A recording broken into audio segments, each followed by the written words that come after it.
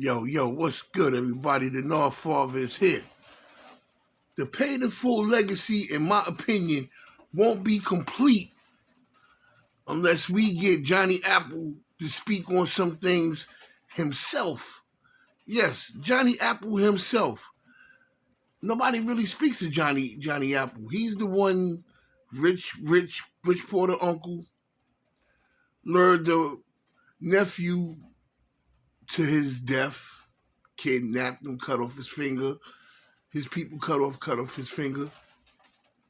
He's the catalyst of everything that went wrong in Harlem. And people don't speak on him that much. Like Pat Porter said, she had spoke to him and she hung up the phone on him. More should be said and done, mostly said, about Johnny Apple Porter, who is out of jail, probably living under a different name in a different town. Yes, Johnny Apple worked for the notorious Clarence Preacher Heatley. And his stomping grounds was the old rundown days, was in the rundown days of the Bronx and Harlem. Yeah, he was out there, most definitely. That was the stomping grounds. But he was definitely the catalyst. He the one that lured Donnell Porter. I mean, and then that story about they was gonna do his son and all of that. If he didn't do that, I think that's a bunch of BS. They kept Apple safe and alive because he was working for Rich Porter. That's a young Rich Porter to his right. He was working for Rich Porter, and Rich Porter was bringing in a lot of money, showing off new cars, jewelry, clothes. So they kept him as insurance in case one day they had to make a move on Rich Porter.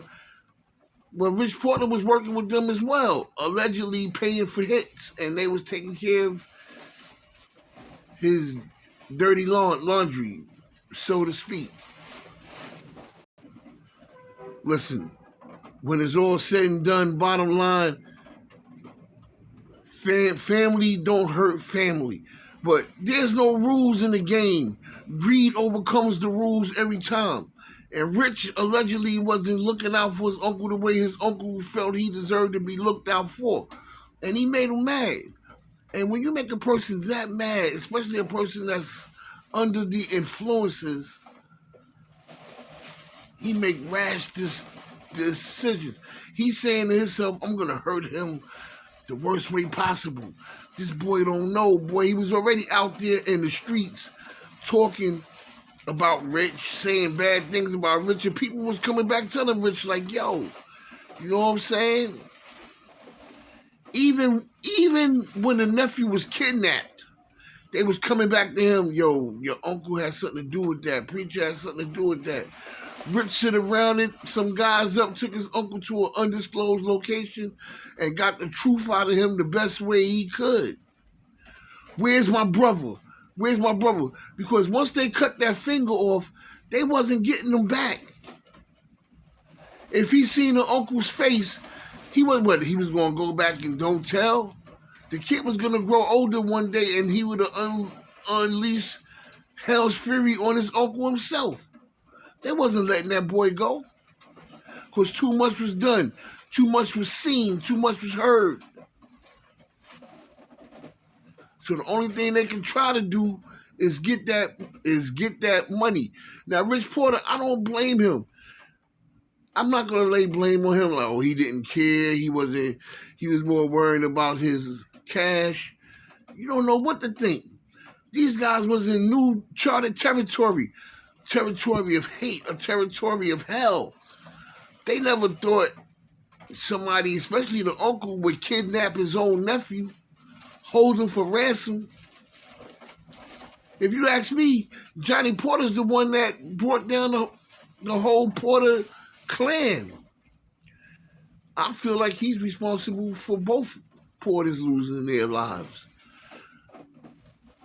Because Rich was at a weak point. And he started making moves that he wouldn't have made. And that gave people like Alpo the opportunity to capitalize on it. Catch him at his weakest moments. And that's when they was out to get him then. And God forbid, God rest Richard Porter's soul, Alpo got him. But did Alpo have anything to do with the nephew? I don't think so, no. Because his name would have been brought up in it by Preacher or Apple. His name would have been brought into that mix. Even if when he took the life of Big Head Gary, who assisted him in causing the death of Richard Porter,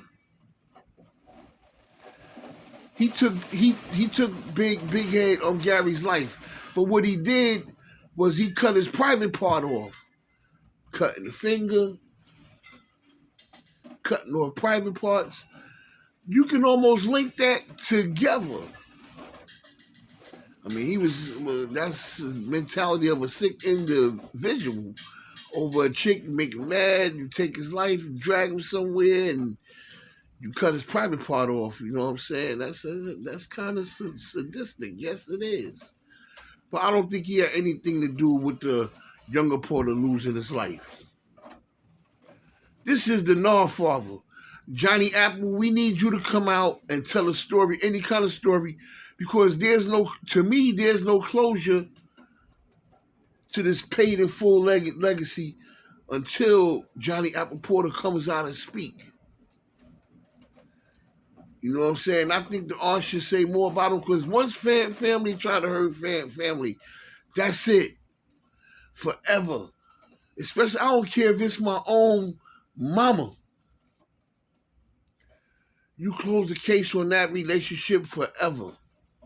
Family don't hurt family.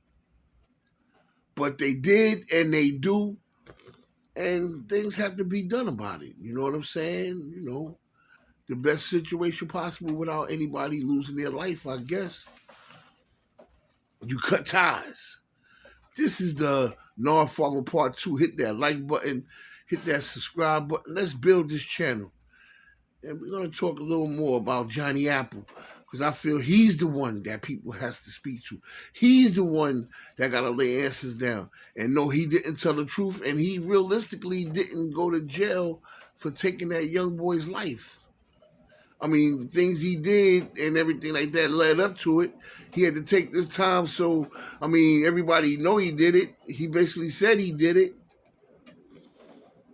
But nobody really paid the price for that. But they paid the price because of that. And I'm out. Peace.